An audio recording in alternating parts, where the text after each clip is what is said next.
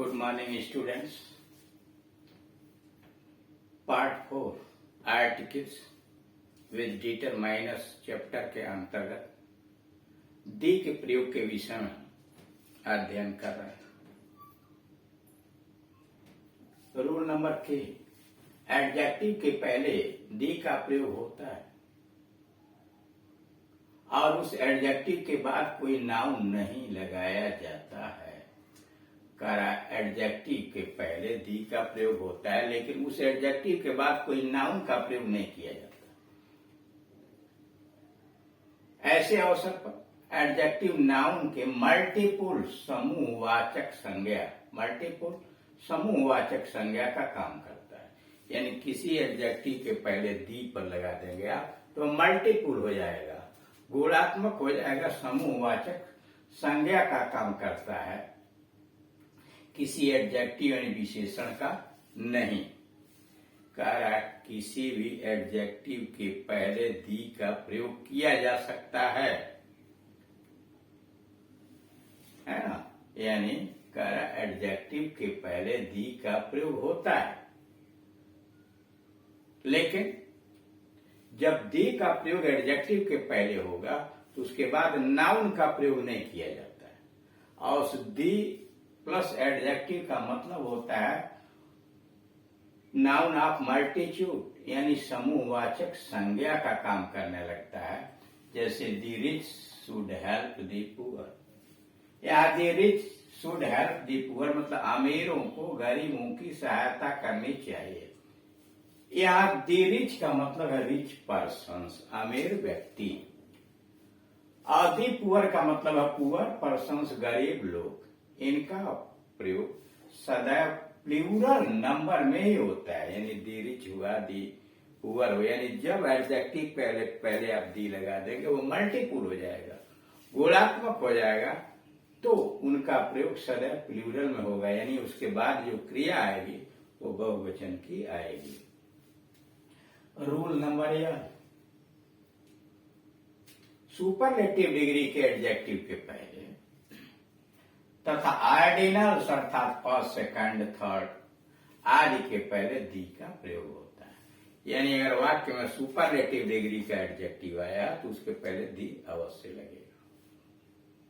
अथवा ऑर्डिनल्स आया है वाक्य में फर्स्ट, सेकंड, थर्ड, फोर्थ, तो उसके पास दी का प्रयोग होता है। जैसे he is the best player of the team, best superlative degree का एडजेक्टिव है, उसके पहले दी लगा है। He is the best player of the team. The darkest clouds, घना से घना बादल, काला से काला बादल, एज ए सिल्वर लाइन, उसमें एक चांदी की रेखा होती है। मतलब क्या? प्रकाश की सिल्वर लाइन, प्रकाश की एक रेखा होती है, सफेद रेखा होती है। मतलब घनघोर से संकट से घन संकट के बीच कोई न कोई एक उजाला की रेखा होती है, प्रकाश की रेखा। भरपूर अंधेरे में भी प्रकाश की एक रेखा होती है। मतलब भयंकर निराशा में भी कोई न कोई आशा छिपी होती है। See it on the first page of the book. First आया, उसके पहले दिया है। इसे पुस्तक के पहले पृष्ठ पर देखिए। See it on the first page of the book. पुस्तक के प्रथम पृष्ठ पर इसे देखिए। रूल नंबर 1, कंपैरेटिव डिग्री में एडवर्ब की भांति प्रयोग होने पर दी का प्रयोग होता है। यानी कंपैरेटिव डिग्री में अगर एडवर्ब की भांति प्रयोग किया गया है तो दी का प्रयोग होता है। जैसे दी सूनर दी बेटर, मतलब दी सूनर इट इज डन, जितना जल्दी यह किया जाएगा, दी बेटर इट इज उतना ही बेहतर होगा। दी हायर यू गो, जितना अधिक ऊपर आप जाओगे, दी कूलर यू फील, उतना ही अधिक ठंडक महसूस करोगे। अब क्या है यहाँ पर the sooner, the better, the cooler, the higher क्या है? ये एडवर्ब की बात काम कर रहा है, इसलिए इसके पहले दी लगा है। रूल नंबर 1, ऐसे प्रॉपर नाउन के पहले जिनका प्रयोग कॉमन नाउन की भांति हो दी का प्रयोग करते हैं। यानी कि ऐसे प्रॉपर नाउन के पहले जिनका प्रयोग कॉमन नाउन की तरह से यानी जातिवाचक संज्ञा की तरफ से किया गया है, वहां पर दी का प्रयोग होता है। पहला, Kalidas is the Shakespeare of India. Kalidas is the Shakespeare of India. Number 2, Kashmir is the Switzerland of India. Kashmir is the Switzerland of India. पहले वाक्य में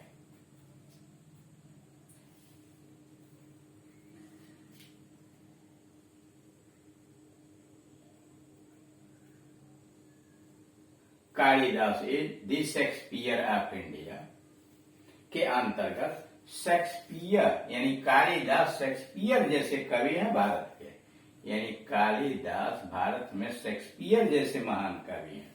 और दूसरे में स्विट्जरलैंड की बात करें तो कश्मीर जो है स्विट्जरलैंड जैसा प्राकृतिक दृश्यों से परिपूर्ण देश है।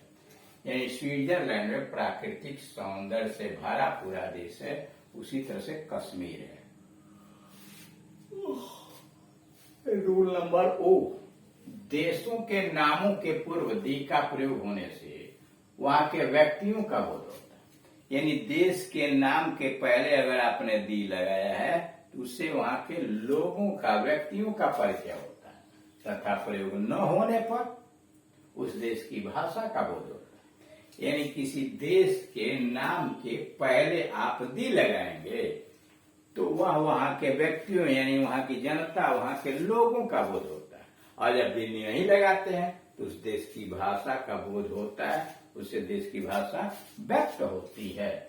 जैसे दे इंग्लिश का मतलब इंग्लिश पीपुल, अंग्रेज। दे लग गया तो इंग्लिश पीपुल हो गया अंग्रेज। और केवल इंग्लिश रहा, इंग्लिश लैंग्वेज भाषा यानी अंग्रेजी। दी फ्रेंच के पहले दी आपने लगा दिया तो दी पीपुल ऑफ फ्रांस हो गया। दी पीपुल ऑफ फ्रांस यानी फ्रांसीसी लोग। अब केवल फ्रेंच रहा तो दी लैंग्वेज ऑफ फ्रांस, फ्रांसीसी भाषा, the language of France. The Greek मतलब दी पीपुल ऑफ ग्रीस, यूनान की जनता, यूनान के लोग, दी पीपुल ऑफ ग्रीस। अब केवल ग्रीस रहा, the language of Greece, the language of Greece यानी यूनान की भाषा। मतलब मुख्य बात यह है कि देश के नाम के पहले आप दी लगाएंगे तो वहां की जनता का बोध होता है, नहीं लगाएंगे तो वहां के भाषा का बोध होता है। जैसे दी इंग्लिश, दी फ्रेंच, दी ग्रीक आया। रूल नंबर पी, आल तथा बोथ के पश्चात प्रायः दी का प्रयोग होता है। आल तथा बोथ के पश्चात प्रायः दी का प्रयोग होता है।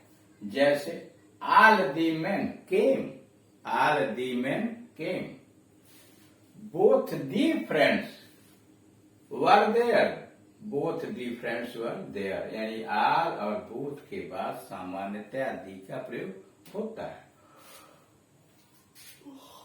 रोल क्यू, कुछ मुख्य ऐतिहासिक घटनाओं के पहले दी का प्रयोग होता है। कुछ मुख्य ऐतिहासिक घटनाएं जो हैं उनके पहले दी का प्रयोग होता है। जैसे दी फ्रेंच रिवॉल्यूशन, फ्रांसीसी क्रांति, दी फ्रेंच रिवॉल्यूशन, फ्रांसीसी क्रांति। दी सेकेंड वर्ल्ड वॉर, द्वितीय विश्व युद्ध, दी सेकेंड वर्ल्ड वॉर। ये क्या है? ऐतिहासिक, प्रमुख ऐतिहासिक घटनाएं हैं। दी इंडियन इंडिपेंडेंस डे, दी इंडिपेंडेंस डे स्वतंत्रता दिवस, भारतवर्ष के स्वतंत्रता दिवस। रूल नंबर आर, सरनेम्स के पहले दी लगाया जाता है जिससे परिवार के सदस्यों का बोध होता है।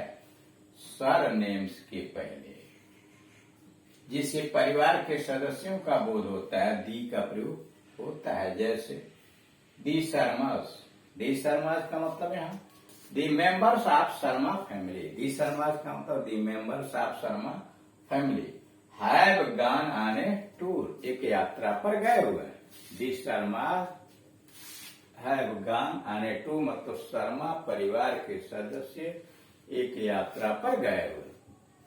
तो इस तरह से आपने देखा कि दी का प्रयोग कुछ विशिष्ट स्थानों के अंतर्गत किया जाता है और जो प्रमुख बात उसके विषय में उसको उल्लेख कर दिया गया। अब इसके बाद आएगा ओमिशन ऑफ आर्टिकल, यानी दी का प्रयोग कहां कहां आप नहीं करते हैं, कहां नहीं लगाना चाहिए।